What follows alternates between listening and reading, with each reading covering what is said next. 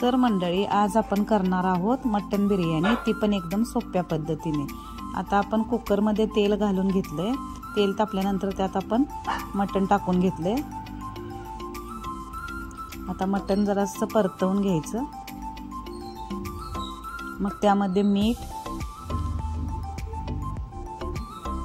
आणि हळद टाकून घेणे। परत जरासं हलवून त्यामध्ये गरम पाणी ओतून घेणे।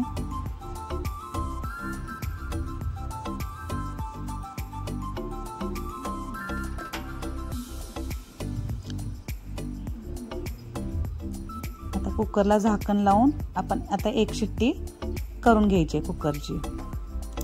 आता इथं आपण तांदूळ भिजत ठेवलाय, एक तासभर तांदूळ भिजत ठेवलाय। पाणी उकळलं की आपण तांदूळ 80 ते 90% शिजवून घेणार आहे। हा असा तांदूळ शिजवून घ्यायचा। आता एका भांड्यात तेल घालून आपण फ्राय कांदा करून घेणे।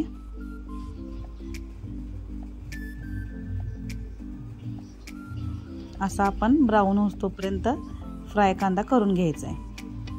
आता आपण ग्रेव्हीसाठी लागणारं साहित्य बघूया। कांदा, टोमॅटो, कोथिंबीर, पुदिना, मिरची, दही, गरम मसाला, बिर्याणी मसाला, धना पावडर, हा पण कांदा तळलेला तो बारीक करून घेतलेला आहे, हळद आणि तिखट। आता ही आलं लसूणची पेस्ट करून घ्यायची आहे। या साहित्याची पण पेस्ट करून घ्यायची आहे।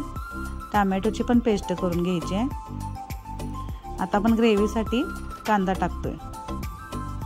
कांदा आता छान सोनेरी होईपर्यंत परतून घ्यायचा आहे। मग त्यामध्ये टोमॅटोची पेस्ट घालून घ्यायची आहे।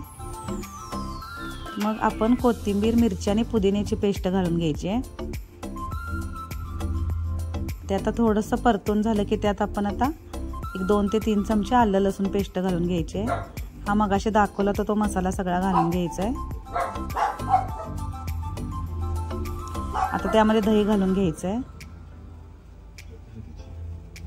आता ते छान आपण जरासं तेल सुटेपर्यंत परतून घ्यायचं आहे। चवीनुसार मीठ टाकून घ्यायचं आहे।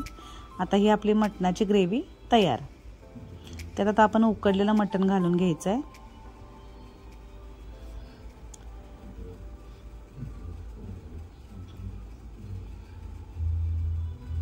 त्यात एकसारखं हलवून त्यामध्ये आता मी कोळशाचा मटणाला स्मोक देऊन घेणार आहे।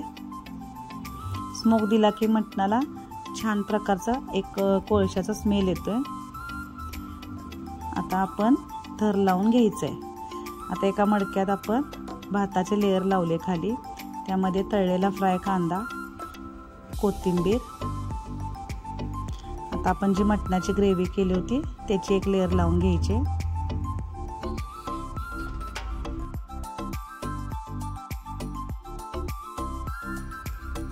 आता ही आपली बिर्याणी तयार आहे। आता परत मी याला कोळशाचा एक दम देऊन 5 मिनिटं ठेवून घेणार आहे। आता ही आपली मटण बिर्याणी तयार।